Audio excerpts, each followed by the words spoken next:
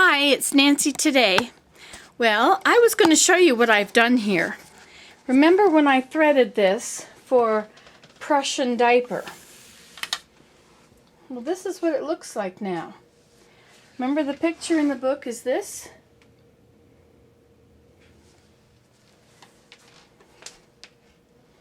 So it's getting there. You can see the beginning of half of the triangle. Jen, I cannot thank you enough for explaining to me how to do the tabby and the treadling on this one. Now, it's written for a six treadle loom, but this is only 4. You see, I've only got 4 petals down there. So in order to do the tabby, I have to go 1, 2, and 3. See, I have to push this with both feet. 1, 2, and 3. And then I run the little blue one as my tabby. So this little string here is my tabby string. And I've done 1, 2, 3, 4, and the tabby. So next I change, and I have no idea where I am on the pattern. So this is my pattern. Thank you so much, Jen.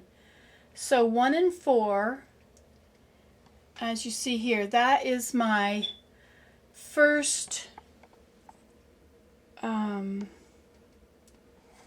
is that one called? The cloth thread? The pattern thread. Okay, so my first pattern thread is push down petals 1 and 4, which is 1 and 4. I push them both down, and I do this.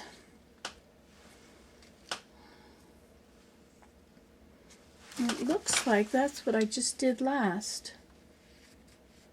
1 and 4, so that's all up here.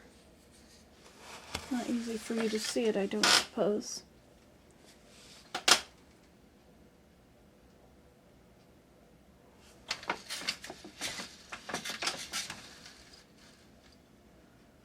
One, 2, 3. How come 1, 2, 3 pulls up the same as 1? Well, it doesn't pull up everything the same. Okay, so since 1 and 4 was my last one, and that's row 1. See, I've got 1 and 4, then 1, 2, 3 is the tabby. 1 and 4, 1, 2, 3. 1 and 4, 1, 2, 3, 1 and 4. That's row 1. Row 2 is 2 and 4, 1, 2, 3. 2 and 4, 1, 2, 3. 2 and 4, 1, 2, 3, 2 and 4. Row 3 is 4 and 3, 1, 2, 3. Then you've got row 4 repeats row 2. Row 5 repeats row 1. Row 6 repeats row 3. Row 7 repeats row 2, row 8 repeats row 1, row 9 repeats row 2, and row 10 repeats row 3. So you have to really pay attention to what you're doing.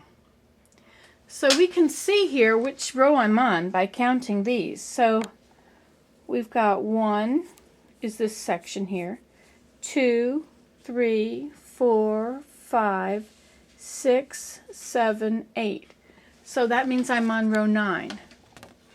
Which is going to be row 2, which is 2 and 4, 1, 2, 3. Okay, let me see if I can hook you over my shoulders here somehow so that you can see what's happening. Well, this would be perfect, but it won't hook over my shoulders.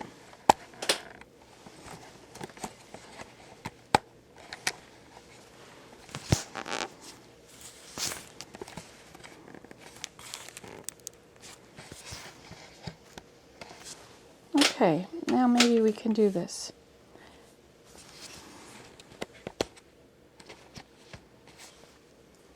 Okay, so we want to put here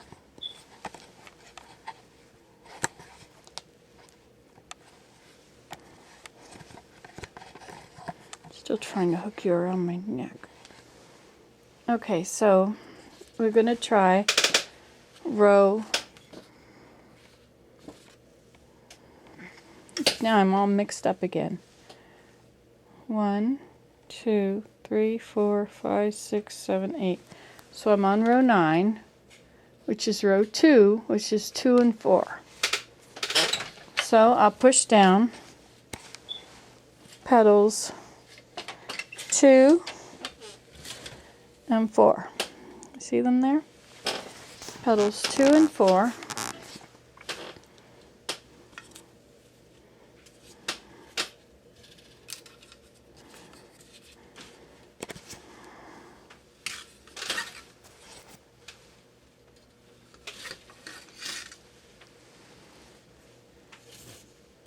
I always put it in front so I know, so they cross, because over here I want them to cross at the end.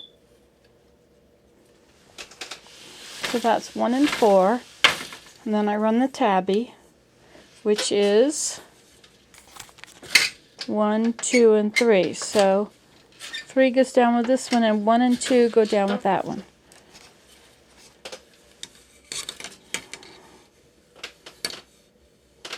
What's wrong here?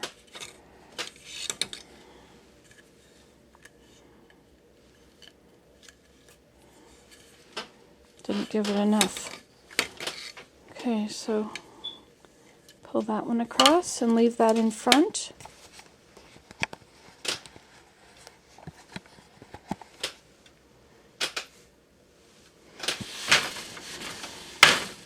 Okay, and then I'm back to row 2, which is 2 and 4. 2 and 4, 2 and 4, 2 and 4, 2 and 4. I have to keep this place right here. That has to be up because otherwise it gets caught on my yarns. I go under the end, got floating yarn. It's hard to do this with one hand. Okay, I pull it through until it's just tight, but not really tight.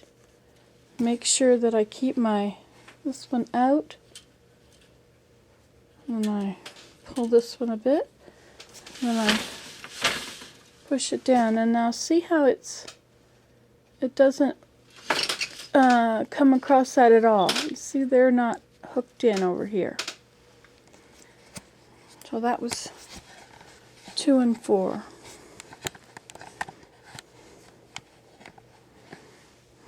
So now I'll go back. This is also not pushing it down on the corner there.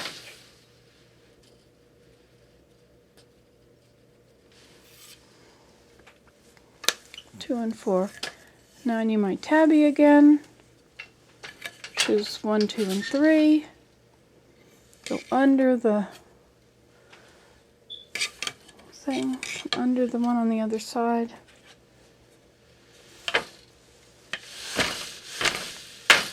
And back with 2 and 4 on top of the floating yarns.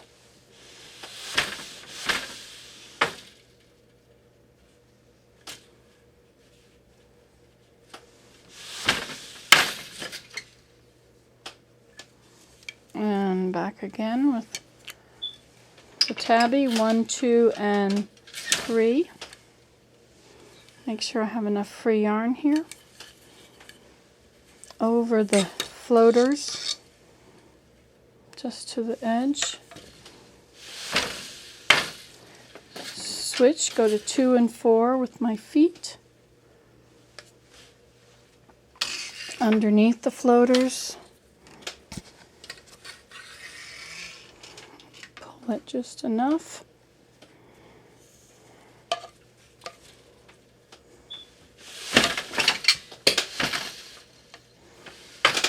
Now I've got 1, 2, 3, 4 of that one, so I'm ready to change my pattern again. You see? See how this is coming up there, and then it's going to go around? It's going to make the same up here, so it's going to be that. It's going to make this. Okay, so that's how I'm doing the Prussian diaper. Isn't that exciting? It goes a lot faster when I'm just weaving. I could just set you up and you could just watch the regular old weaving happening. I could put you over here. Let's see if I can move some stuff out of the way. Some of the old clutter.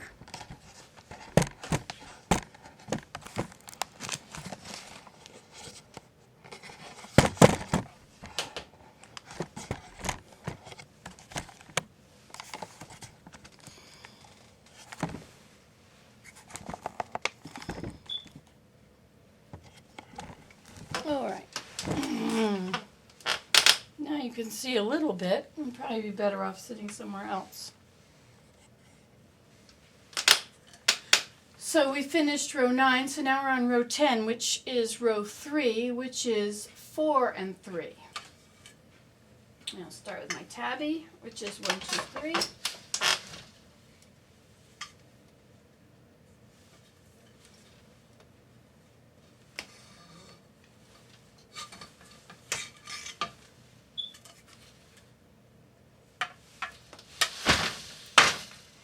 And I wanted 4. I have a very short attention span. Very short memory, I guess I should say. 4 and 3. Over the floaters. The floaters are yarns that are not put through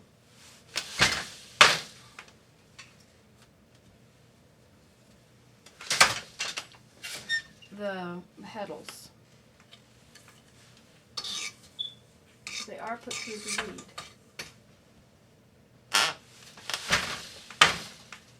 Okay, 4 and 3.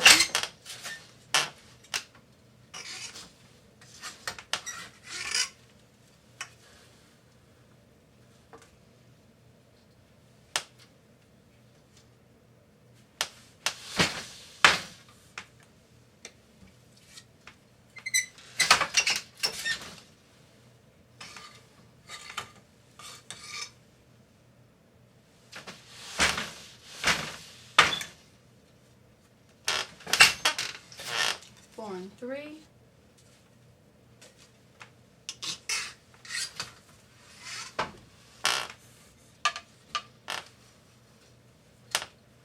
I really enjoy weaving.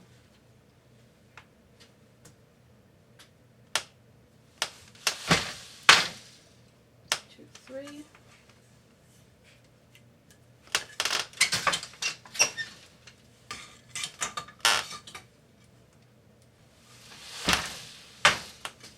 And 4 and 3.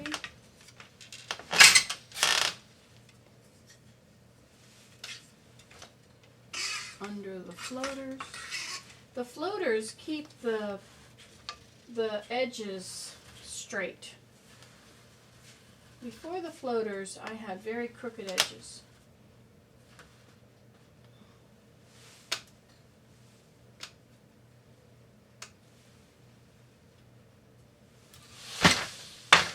So that was 4 of them. See how the pattern's coming along? You can see this triangle inside of this triangle.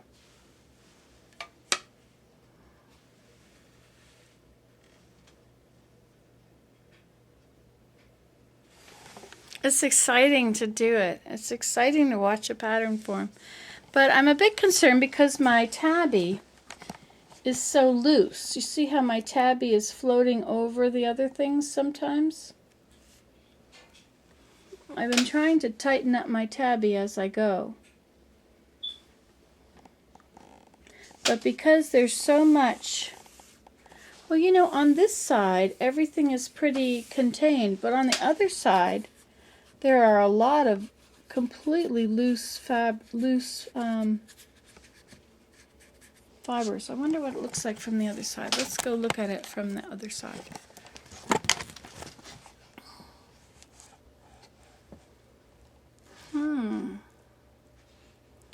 Interesting.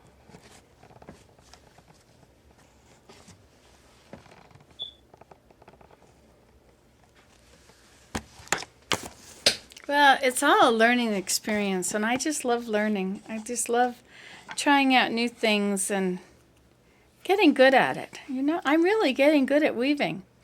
I'm very pleased. If you look at my old videos, you can see all these pieces that I've made, all these different fabrics, different patterns.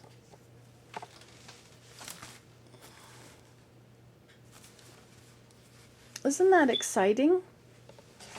When I first wanted to weave, I looked at the things that they were making at Mira, the heritage weavers were making, and I was really amazed. I thought, oh my gosh, how in the world do you make such an intricate pattern like this? Like, how in the world can you create that?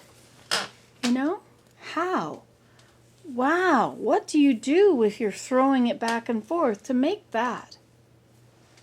It just blew me away, and I thought, oh my, I'll never be able to do that, but maybe I can just do my plain weave back and forth and make my rugs. You know, I made this rug in here,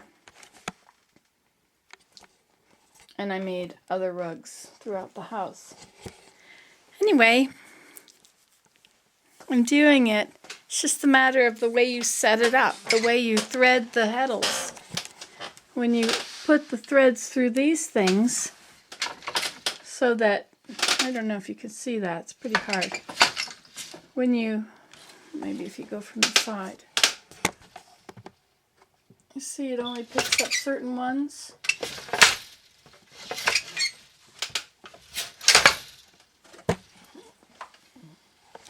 It's kind of hard to see, but anyway. So that's how you do it. Isn't that cool? You can do this at home. And don't worry about trying to thread it all in one day. I used to think that. I thought, oh my gosh, like this girl I know that makes silk scarves. And they've got like 300 threads to the inch or something. I thought, how in the world? No way. How could you possibly do something like that? But you just thread one thread at a time. You don't sit there and thread all day and think, oh my gosh, when is it going to be ready? No, you just take it a little bit at a time. It's the way you do anything. You eat elephants one bite at a time. Do difficult things. Thank you so much, Jen, for showing me how to read this pattern, because I really couldn't figure that out. And she helped me figure out which, because I was on a four pedal instead of 6. 4 treadle instead of 6. Okay, that's what I wanted to show you. Bye.